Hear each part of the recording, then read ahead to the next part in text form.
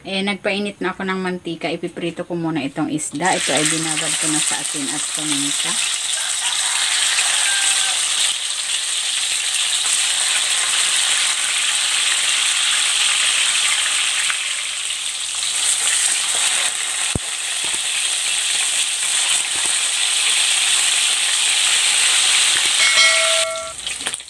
Okay na to. Hanguin ko muna. Igigisa ko na tong luya.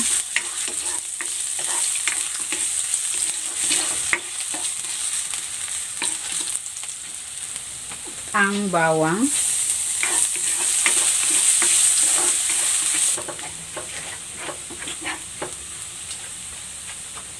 Yan, ilagay ko na rin tong sibuyas.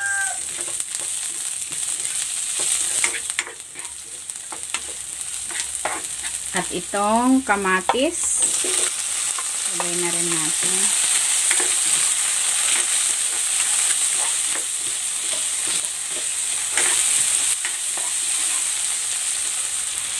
Yan, ilalagay ko na rin itong munggo. Ito ay binabad ko na overnight sa tubig. Saglit na lang natin itong papakuluan dahil ito ay malambot na. Titimplahan ko ito ng asin at ng paminta.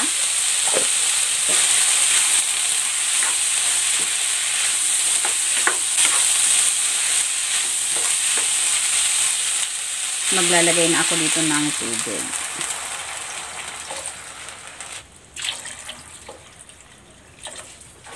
Yan, takpan ko muna and then papakuluan ko ito for 30 minutes or hanggang sa lumambot yung munggo.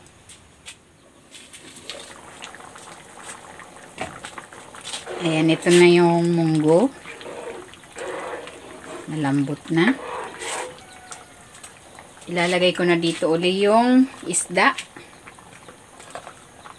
para lumasa na dyan sa sabaw.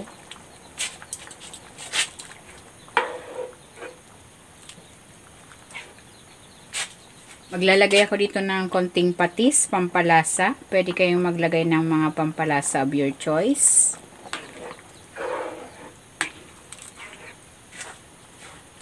Yan, ilalagay ko na rin itong malunggay at ang sili para mabango.